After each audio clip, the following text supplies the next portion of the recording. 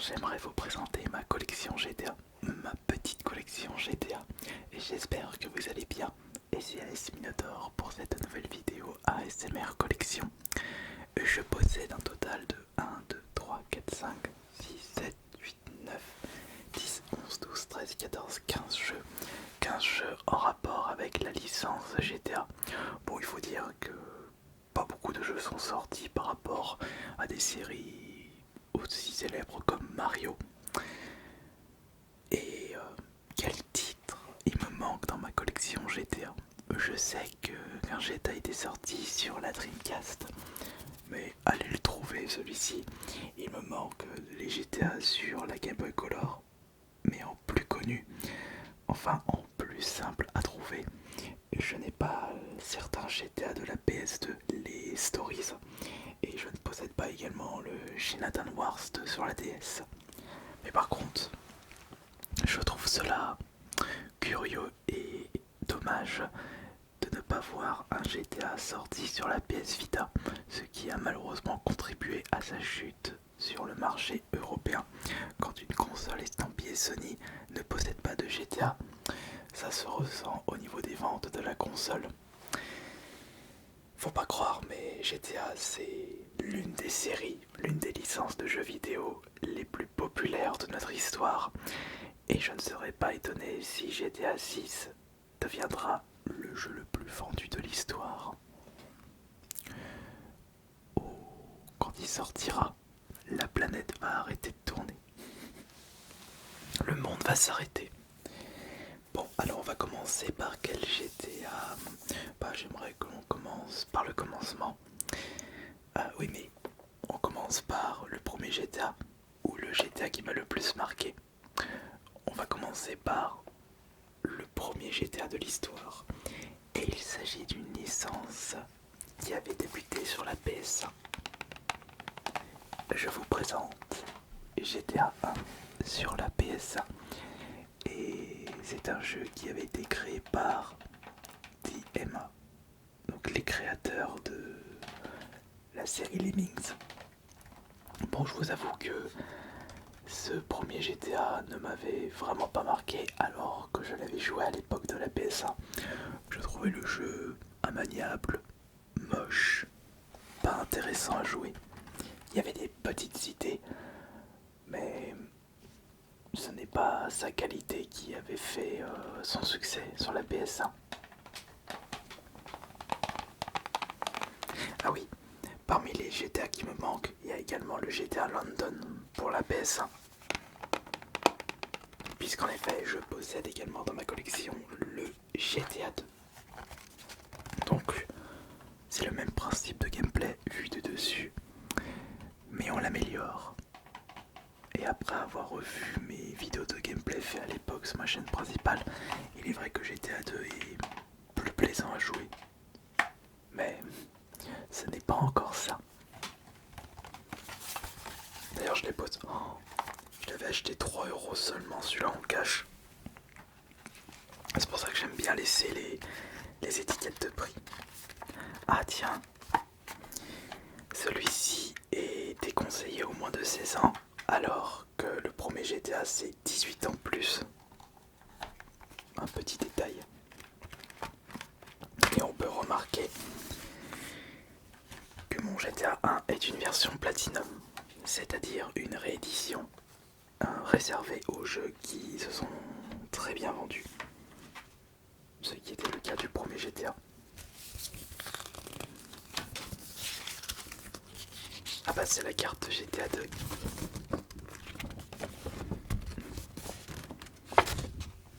Et c'était tout petit à l'époque. Après, PSA oblige, il ne pouvait pas proposer une carte très très grande.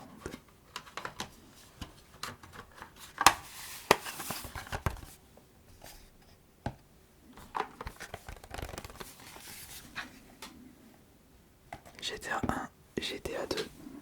D'ailleurs, vous pouvez me dire dans les commentaires quel a été votre premier GTA et aussi quel est votre GTA préféré.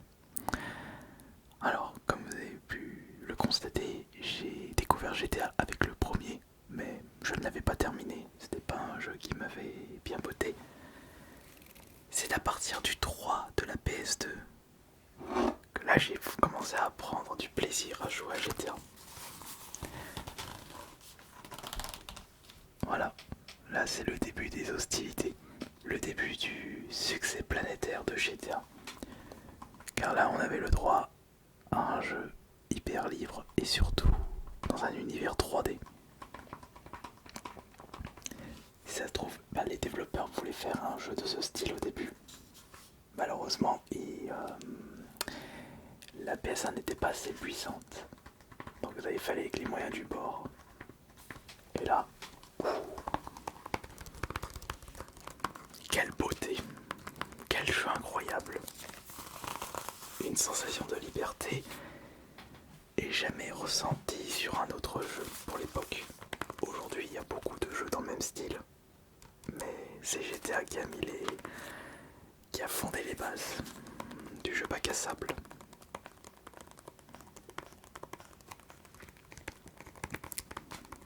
C'est ce GTA qui m'a le plus marqué. Et pourtant, ce n'est pas mon préféré. Mon préféré, je vais vous le présenter tout de suite.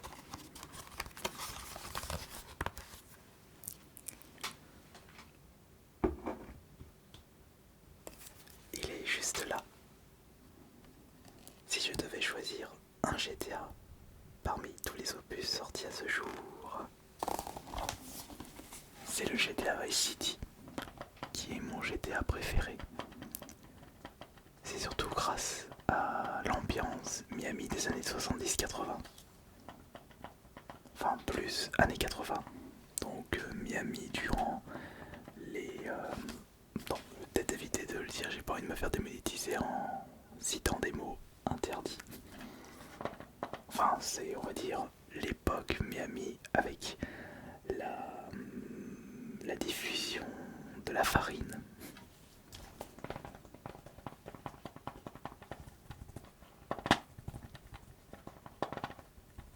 Enfin là je parle plus du côté de l'histoire de Miami et pas de GTA.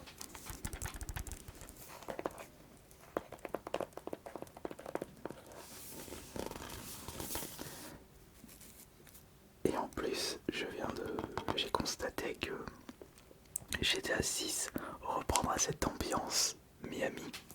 Mais est-ce que ce sera l'ambiance Miami des années 80? Franchement ce serait incroyable.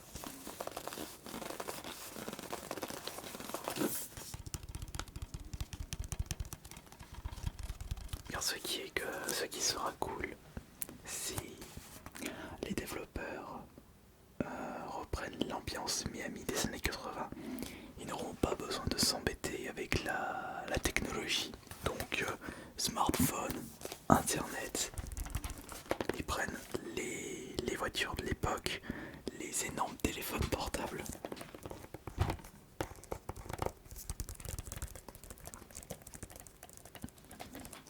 Cette ambiance, une ambiance très violente, comme à l'époque. Ah, j'ai hâte que GTA 6 sorte. Et juste à côté, nous avons l'un des GTA les plus vendus et le jeu PS2 le plus vendu de l'histoire. Et GTA San Andreas. Bon alors c'est bien simple, je l'avais joué à l'époque mais je n'ai pas été charmé par son ambiance ghetto. Un peu plus tard, je l'avais rejoué pour tenter de le terminer, mais je l'ai de nouveau abandonné à cause d'une mauvaise maniabilité avec les missions en saut en parachute. Après, la mauvaise maniabilité avec également les véhicules volants, je l'avais déjà ressenti avec GTA Vice City. Mais est-ce qu'il y avait des véhicules volants dans GTA 3? Je crois que oui. Alors peut-être que celui-ci sera votre préféré, mais moi personnellement, GTA San Andreas, très peu pour moi. Ah, j'ai oublié de vous présenter parce que dans ma collection j'ai également le GTA San Andreas mais version PS3. Et j'ai oublié de l'apporter. Bon, c'est pas grave. Et j'aimerais maintenant vous présenter la petite grotte qui se trouve ici. considéré comme un remake de GTA 3. C'est le GTA Advance qui reprend la vue du dessus comme dans les premiers GTA de la PS1, mais on peut remarquer des éléments du design du GTA 3, des GTA plus récents. Et on va dire que je l'avais terminé à l'époque, et on peut le considérer comme le GTA à l'ancienne le plus abouti. Il était vraiment très très plaisant à jouer celui-ci. Pouvoir jouer à un GTA en mode console portable, c'était incroyable. Même s'il ne s'agit pas du premier GTA sur console portable. Deux GTA étaient sortis auparavant sur la Game Boy Color. Mais j'imagine pas l'état des graphismes de cette version Game Boy Color. Mais si on continue avec les consoles portables, juste ici nous avons deux GTA sortis sur la PSP.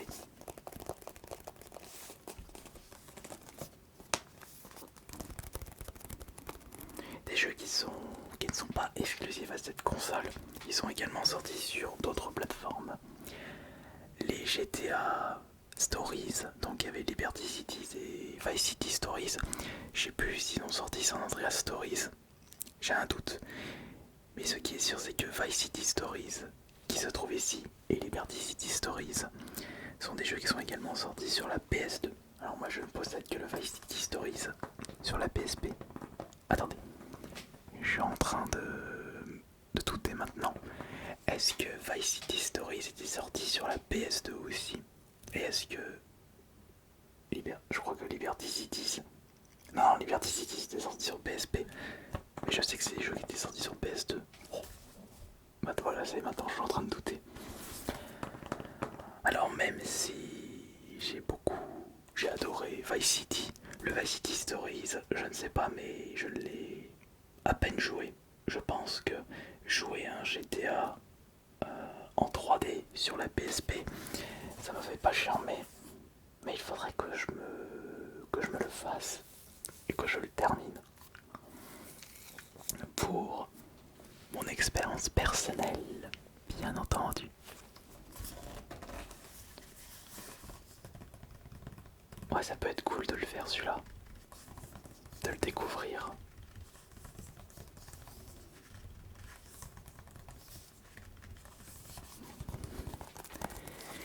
Et concernant GTA Shinaton Wars, alors celui-là, il n'était pas sorti sur la PS2, mais sur la DS. Et c'était d'ailleurs très intriguant de voir un GTA sur la Nintendo DS, même si c'était pas la première fois que l'on voyait des GTA débarquer sur les consoles Nintendo. Je vous rappelle que des GTA étaient sortis sur la Game Boy Color, mais comme je vous le disais, c'était tellement moche qu'ils n'en étaient pas violents. Peut-être que c'était des GTA censurés pour les versions Game Boy Color. Mais quoi qu'il en soit, ce GTA Shinaton Wars n'est pas un GTA que j'ai fait, que j'ai terminé. Je ne l'ai même pas testé à ce jour. Si une fois dans le cadre d'un short, mais ça durait genre 5 minutes. Donc on ne compte pas. Ouais. Mais si nous continuons à parler des GTA sortis sur les consoles Nintendo, le dernier à ce jour, évidemment, on ne risque pas de voir le GTA 6 sur la Nintendo Switch. Parce que quand on remarque que ce GTA trilogie, comprenant le 3, le Vice City, le San Andreas, des jeux de base sortis sur la PS2, il y a eu une petite refonte graphique. Mais quand on voit que cette version Switch est très moche par rapport aux versions PS4 et Xbox One, ça prouve les mauvaises performances de la Nintendo Switch. On peut pas lui en demander beaucoup, malheureusement. On rigole, mais quand GTA 6 va sortir, celui-ci va très très bien se vendre parce que les joueurs Switch n'auront pas le choix, et si ils souhaitent jouer un GTA, ce sera le seul de la console, et ce sont des jeux PS2 à la base. Je crois même que le ses 20 ans. Il est sorti en 2002 ou en 2003 le premier. Attendez, vérifiez ça.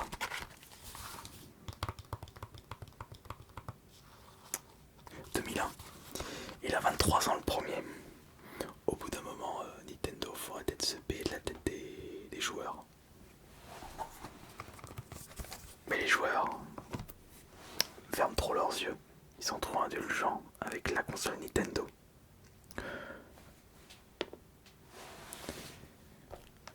Je n'ai rien d'autre à dire par rapport à ça. Bon, qu'en est-il pour la suite? Quels sont les autres GTA que je possède et que je ne vous ai toujours pas présenté dans cette vidéo? Il y a bien entendu les GTA trilogie, ceux que je viens de vous présenter sur la Switch, mais sur les autres plateformes. Là c'est la version Xbox One que j'avais gardé sous blister, mais que j'avais souhaité acheter pour la collection. Et des trilogies des 3 de la PS2 étaient également sorties sur la PS2 dans un pack spécial. Et il y a également la trilogie GTA des PS2 mais pour une version Xbox. Ce ne sont pas des jeux remaster comme celui-ci, mais ce sont des jeux à posséder pour les collectionneurs GTA.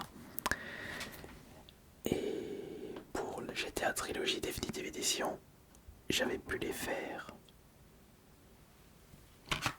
avec la version PS4.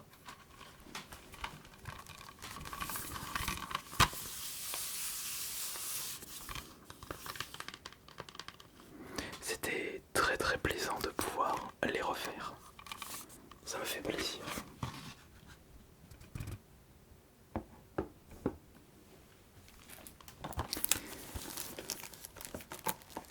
Nous allons maintenant passer au GTA qui a marqué les esprits de par son histoire très très sombre. C'est celui-ci que je n'ai malheureusement pas terminé à ce jour.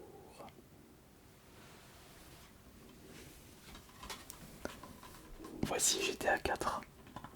GTA 4 sorti sur la 360 et la PS3. Et non sur Xbox One. On triche un petit peu. Enfin, c'était Micromania qui avait triché à l'époque. Je crois même, oui, celui-ci c'était un abonné qui me l'avait offert pour que je le joue en live. Mais je n'avais pas continué.